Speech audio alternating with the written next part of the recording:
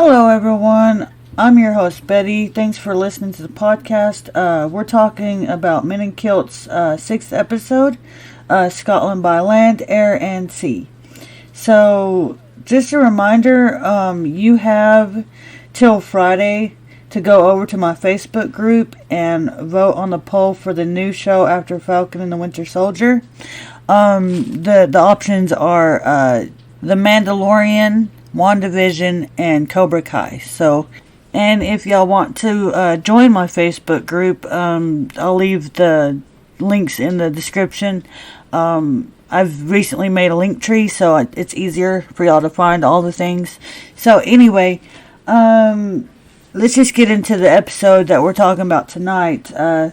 The synopsis reads, this episode let Sam and Graham share and show off Scotland's rolling hills, epic mountain ranges, and jagged shorelines. Natural wonders sure to make any viewer's jaw drop. So this episode, it starts out with Graham and Sam. They're going bike riding up on top of a hill, and and they get tired and they have to stop. So, but it is more for comedy because their bikes are really old, and I don't think they were. I don't know, but anyway, they got lost too. I think Sam said that they were on the wrong hill or whatever. But anyway, so they're in their little van and they're talking about what they're going to be doing in this episode, and they're going to be traveling Scotland by sea, air, and land, because that's the name of the episode. But anyway, so they're going to take their van over on a ferry, which is pretty cool, I thought, because I've never been to Scotland, and I live in Texas, and I live in a dry area, so I don't have I don't know what it's like to have to drive across big bodies of water. So that's pretty cool to park your vehicle on a boat, and then the boat takes you places. But anyway, that's where they're going. They're going to go on a ferry, and I want to take a minute just right here, because if y'all notice any slight changes in the sound, I just realized I had my mic turned up too loud. So anyway, back to the show. So anyway, just before they get on the ferry, it's so funny because the midges have made an appearance again, and Sam is trying to swat at them and fist them with his fist and everything, and Graham, he's humoring Sam and telling him, there's one there, and then, he tells him there's one, But anyway, then they get on the ferry, and they're going across the Minch to the, I think Sam said Lewis, but anyway. But they're on the ferry there, and they start talking about this story about an old hag, and she would walk across Scotland with her wicker basket, dropping rocks and stuff. And and of course Graham took it real seriously, but and they said something about there was one this hag. She looked over winter, and then there was one for the summer and all that. So that was pretty neat. And also, they also said the Gaelic word for hag, and I'm gonna try and attempt to say it. It was the kayach. Anyway, and they start to talk about other myths and legends in Scotland, and of course they bring up Nessie, and that she's a Kelpie, and she has probably a bunch of different forms and stuff. I actually have some information about the Loch Ness Monster in my trivia tonight. But anyway, they're going to the Loch Ness, and they run into Gary Lewis, Outlander's very own Colin McKenzie. And they get out there on a rowboat, and they're sitting there, and they're talking about the land, and about Gary Lewis brings up that the people that lived there, they didn't own the land owned them. They let the land do what it needed to do, and they were just tenants there, they respected living there. So anyway, but they get out in the middle there, and it's funny because they're rowing, and Graham's like, stroke, anyways, but they go back, and they part ways with Gary, And so the next leg of their journey, they're going to the Isle of Skye. And they're in the car, though, and they're talking about what Scotland, if Scotland was a person, what would it look like, and it would have rugged features and long hair and all of this. And they kind of, Sam points out that it would probably look a lot like Graham. So, yeah, I mean, yeah, probably. Anyway, so they're on the ferry again, and they start talking about the different islands on the Isle of Skye, or around the Isle of Skye, and, they start naming them off. I don't ask me to start naming all these islands off, but they do talk about one where Sam says that he used to go to all the time, the Isle of Egg, and how it only has one road going straight through the middle of it and everything. But they start joking around on different other names of islands, because they bring up another island called Muck, and they start saying that if you it's not a very good tourist attraction, blah blah blah, and they make jokes about another island called Earwax and all this, and how it would have one inhabitant and he can't hear very well and everything. I got a good chuckle out of that. So, but anyway, they're going to the Isle of Skye, and they're driving now back in their car, or their van, their camper van, and they're talking about how they're going to go cycling, and there's actually some little funny parts, because Sam, he's talking about kind of like he knows what he's talking about, and Graham is asking him questions about these things, and he's like, "Why am I asking you? You don't know," and everything. So I got a good chuckle out of that. So they actually went bicycling, and they go up to the top of this hill, and they see a mountain in the distance, and it's called the Old Man.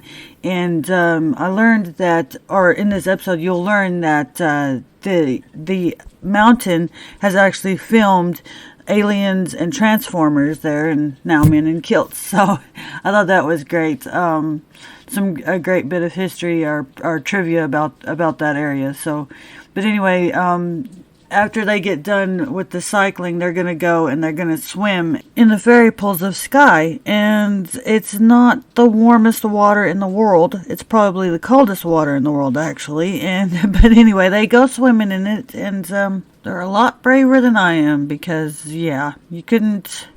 Not in cold water, nuh-uh. Mm-mm. So after their swim, they're going to go and they're going to fly in a seaplane, and they're going to fly over the Monroe Ben Lomond, and that's really cool, because Monroe's I was looking up for trivia, and there's a lot of Monroe's in Scotland. There's a little under 300. I think they mentioned it in this episode too.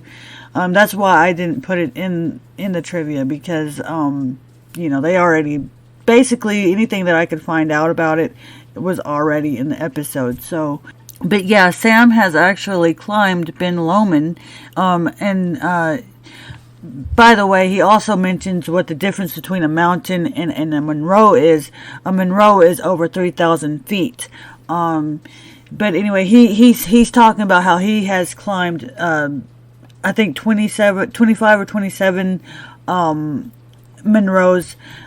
He's bagged that many, and he's talking about how when he climbed Ben Lomond, it was in wintry conditions, and you couldn't hardly see anything in front of you. But anyway, they get back in their camper van, and they're going to their next destination. They're going to go abseiling, which is going backwards off the side of a cliff with ropes. But anyway, they're in the camper van, and Graham, he's talking in an American accent. And again, guys, this guy can do that. I mean, I'm just shocked by his talent. But anyway, they've arrived at their destination, and it's this cliff. It's called Kilt Cliff, and because it looks like a kilt from the side, and they're going to do abseiling on there, like I said, and Graham is terrified. I mean, he is truly terrified, and I don't blame him one bit, because I am just as scared of heights. I admire this man's bravery, because I couldn't even, I don't even want to think about even humoring the idea of doing this. So I admire his bravery on in this episode very much. I'm really proud of him for facing his fear. I mean, every time I watch it, I just got done watching him do it, and every time I watch him go down, I get tense myself, and I've seen it like 2 or 3 times now already. But every time because like I said, I've got a bad fear of heights, and he was just so brave. I'm so proud of him for even attempting it. So, but anyway, it's Sam's turn to go down, and he goes down and like nothing, and comes back up, And then after he comes up, of course, they sit down on the rock and they have their usual little conversations at the end there. But Sam actually tells Graham that he's genuinely glad that he gets to share these experiences with Graham because, getting to see Scotland the way they have, it's been really fun for him. I am personally glad that they're sharing it with us. So it's been a really fun journey so far. And I think we've got 2 episodes left, so I can't wait to watch the last 2 episodes. But anyway, that's going to wrap up this episode, the discussion part of it. Y'all stay tuned for trivia.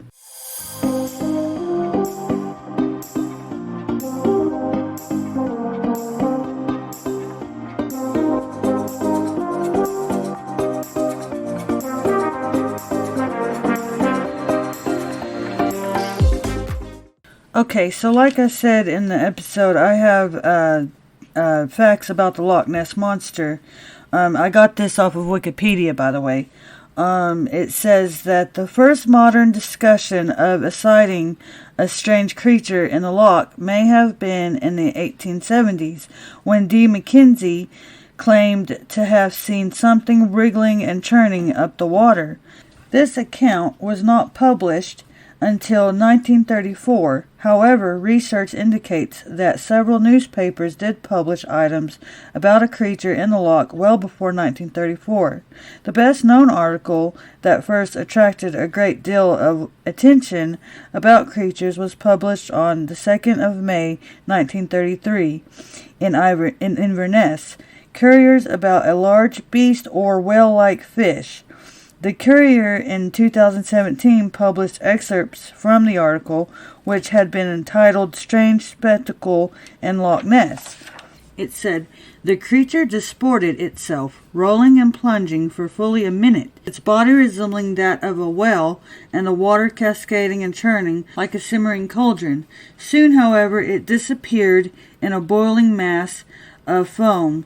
Both onlookers confessed that there was something uncanny about the whole thing, for they realized that here was no ordinary denizen of the depths, because apart from its enormous size, the beast, in taking the final plunge, sent out waves that were big enough to have been caused by a passing steamer." So yeah, that's pretty interesting. And of course, I didn't write, I don't want to read the whole Wikipedia page. So if y'all want to find out some more about it, just go over there. Just Google Loch Ness Monster, and it has a whole, there's a whole bunch on there. Her legend goes all the way back to the 500s, 500 AD. So that's pretty cool. Anyway, y'all stay tuned for show facts.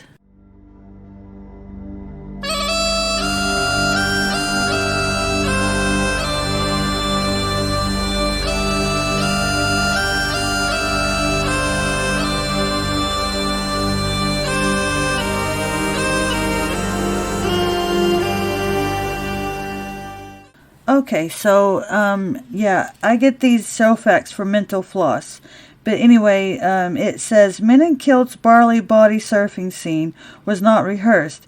In the first episode, McTavish and Hewen get a tour of Laforeg on the Isle of Islay. There, they're invited into one of the most important rooms in a distillery, the barley drying room.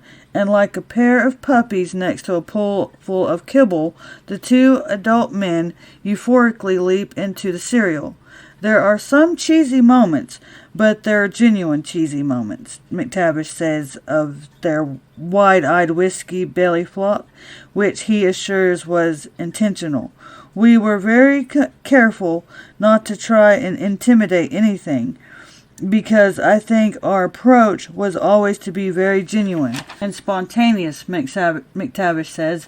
We kept it very loose, so we had the location, we had the guests lined up, but we hadn't spoken to guests before we met them.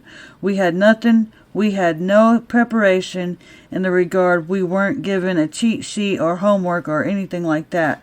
Hopefully that creates the sense that the audience is joining us for the first time with these people rather than us presenting something. We really wanted it to feel very intimate and kind of in the moment. And let me tell you something. This episode tonight, we get that feeling a lot. I do personally. I really feel like I'm with them. I'm traveling this journey with them. I wish I was there physically, but they make you feel like you're part, as an audience, you feel like you're part of their journey. So they do that well in this show. So anyway, that's going to wrap up this episode. That's going to wrap up the whole episode. I don't have any feedback or anything like that. If y'all want to leave feedback, again, I'm going to leave all the links to my social medias and stuff in the description, so y'all can do that. But in the meantime, y'all just keep having fun.